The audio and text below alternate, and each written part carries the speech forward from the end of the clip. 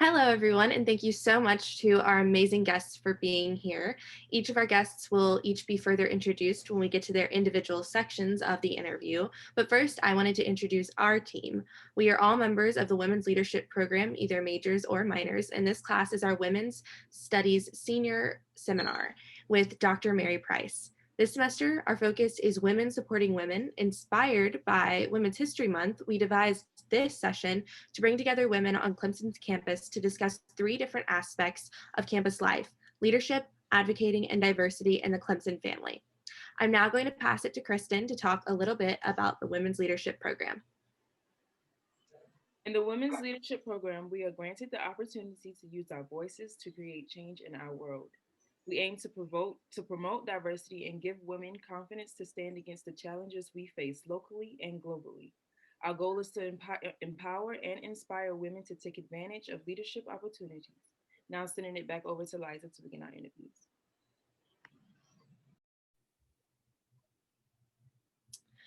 Our first portion is focused on leadership. To discuss this with us, Kaitlyn Samons, the president of Clemson University's graduate student government, is here. Kaitlyn, thank you so much for being here with us today. Would you mind introducing who you are, what the graduate student government is, and what you do in your position as president? Of course. No, thank you all for letting me come in and do this segment. I'm really excited. My name is Kaitlyn Samons. I've actually been at Clemson since 2014. I received both my undergraduates here at Clemson. So I have a baccalaureate in history and a baccalaureate in English, as well as many honors degrees because I like to collect them all. And then I also have both my master's degrees from Clemson. I have an English and a history, and I'm currently in the RCID program for Clemson's PhDs at the RCID in the English department, led by Cynthia Haynes. And yeah, so I got involved in graduate student government my first year of my master's, which I completed concurrently between 2018 and 2020. And so I guess it would have been the fall of 2018 that I started. I initially went in looking to kind of just be a voice, I guess, for history students initially. And then I realized there were no English students either. So I was like, guess I'm here for both. And then I think a couple people matriculated in for both of the programs other than myself. And that, I think it was my second semester. So like the beginning of January, I took over as diversity and inclusion head. And then I became vice president. I want to say it's like March of that year. And then matriculated into presidency in January of the following year, so 2020. I became president on January 6th, and then I have been leading since. So it's been about a year and a half coming up. Yeah, whew. Awesome. It's a lot. So what does leadership mean to you? Leadership is a really interesting word. I was thinking about that when I had seen the questions, because to me, I think a leader is someone who most people would, when they assume the definition, they think of someone who's in charge, right? They think of someone who is always at the front, always at the face. And for me, a lot of the time, leadership is about being the person that everyone else knows that they can rely on if something fails. And so for me, like when I became president of graduate student government the second time, so when I actually went through and tried to become president after having stepped in January, and then I actually ran for presidency, I ran mostly because I knew that COVID was coming, and I knew what that was going to mean for our graduate students. And I knew that one of the things that was most important for me in particular was to make sure that our students had someone to rely on if everything else failed. And I think a lot of the time we think of someone who's innovative, creative in the front lines. And I've always been the person who was never the most creative. I know I have a lot of arts degrees, but like was never the most creative. I was always very structured, like from elementary school on. I was always the person that, I would call my parents if something was going wrong. So I guess in some ways it was all about responsibility and knowing who to call. And I guess I just wanted to become that person for people. So it was very personal. Leadership to me is about personal connections and being the failsafe. That's awesome, Kaitlyn. I know you kind of just briefly went over it, but can you go into more detail of what motivated you to run for position as president's Clemson student government? Yeah, so initially I ran as vice president back in 2000 and I believe it was 19. Woo, my age. But back in 2019, I initially ran for vice president, and I did so because I had a lot of things on my mind for platforms. So like I wanted to make sure diversity and inclusion became one of the foremost groups on our graduate student panel. I wanted to make sure that we were actually being heard at student affair level, that we were having communication with Christopher Miller, of the vice president of but at the time I don't even think he was vice president. I think we were working with like Alameda Jack, so because currently he's still in rotation. And I also wanted to understand why certain tuition kept going up. So all of these questions I had, they were like, you should just run. And I was like, I guess I'm just gonna run. And that was like vice presidency. That was my first foray kind of into running on anything, because a lot of the times I just kind of threw my name in a hat, and sometimes I got something, sometimes I didn't. But I never really went out of my way to take on leadership positions. I just took on I just assumed jobs. So I just took on little things here and there to make people's lives easier. That's because that's like kind of my mantra, is like, how can I make your life easier? And then for presidency, after I'd been vice president for about, I guess it was like 6 to 8 months, and I kind of assumed the role of presidency when our previous president stepped down in January.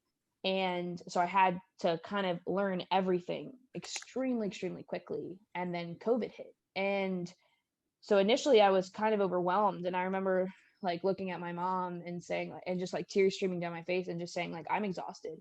And now COVID's hitting and I don't know anything that's about to happen. And I can't imagine how someone else is going to feel like coming into these programs, and possibly international students. They're like, they don't even know if they're gonna be able to stay in the country, you know? And so those were the questions going through my mind. And I was having like mini panic attacks every day, which, like, thank goodness for therapy. But like I was having all these just like these moments where I felt conflicted. And then, you know, the Black Lives Matter movement was really picking up because of the murders of Breonna Taylor and George Floyd and, you know, Ahmaud Arbery and all these other persons. You know, like it never really stops, but it was picking up steam again on the front lines. And I remembered just like looking at my mom again. I had tears like just streaming down my face, and I was like, I'm exhausted. And she's like, but if not you, then who? And that really struck with me, because, you know, a lot of the time my mom is the person who's like, you're taking on too much, you're taking on too much. And in that moment she was like, but like literally no one else could do this right now. And I was like, well, I guess that's where we're going. And so that was just kind of, I you know, I just felt like I had to at that point. Like I still left it open. Like I wasn't campaigning. I don't even think I sent out a single email like saying I'm running again for president. Like I literally think what happened is I just was like, put my name on the ballot and we'll find out. And then like everyone else was afraid to run, or they chose not to run, or they were like, I'll be here, the best chief of staff. Like, I don't know, but my vice president like ran again too. So we both ran unincumbent. Like we just, no one else wanted to touch it. And they were like, thank goodness we didn't have to. And it's kind of true. Like we didn't have to transition in the same way other organizations across campus did. So we lucked out. Kaitlyn, we're really enjoying listening to you. I know that I am. We had another question for you. Kind of making it a little more personal. We wanted to know how gendered experiences had shaped you as a leader. Yeah. So, that was such an interesting question. I was looking at that and I was like, how personal, how real. So I can give a few examples. I'll try not to give any names, but back when I was an undergraduate, I had a professor who some people will hear this and they'll know exactly who I'm speaking about. But I had a professor who had said to me at one point that if I was not content with my B, because there was no edits on the paper, if I was discontent with my B, then maybe I should have become a better cook and a better provider. And that is a true story. I had another professor witness it, and I nearly whoo, that was an interesting week of email exchanges. I'll tell you that.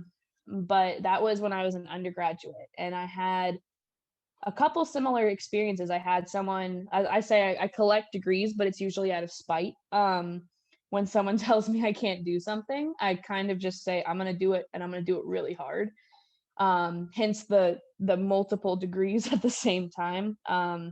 Like when I was an undergraduate, I had I can't remember exactly whom it was, but I had someone who said, well, you shouldn't overexhaust yourself because you'll want to be a mom one day, and you shouldn't over stress yourself out now, or you're going to exhaust your womb. And I was like, is this the 1800s? Did I just hear someone say exhaust your womb unironically? And I chuckle about it now. In the moment, I just remember thinking, well, I'm going to go get 3 departmental honors and a general honors, and I'm going to graduate with all 4 of those. And then I'm going to exhaust my womb in other ways. And I like, to this day, my mom is like, why? As what I said, like when she tells me to go for something, like I'm shocked, because she's usually like, please stop, please, you're killing me. I'm exhausted looking at you. But then like in graduate student government, I had a particular incident where a previous member who was at the time higher than me, an executive member who had made a comment after I told them that I was getting my master's degree in English and history, that they said, well, don't worry, when I become big, I'll hire you as my secretary. It was and like legit was said in front of a previous partner. Like there were witnesses, and I just laughed, and I was like, well, don't worry, because when I hit it big, I won't hire you at all. And I remember like looking around thinking like, is this a joke? I couldn't. And so then it made me want to go even harder. And I think that's been kind of my mantra, is like, I wonder when I actually will run out of steam, because so many times I've said to myself, well, I'm doing this out of spite. And there's like a lot of pride, I think, that's built up because of that. And like you stop looking at things, and you stop looking at statistics. You just kind of just like do what you have to do. But I do wonder when I'll run out of steam, because like these positions are difficult. Like they're not a joke, like I have people's lives in my hands, and like figuratively, metaphorically, of course, but also realistically. Like I have people emailing me like, I'm afraid I won't be able to afford ramen.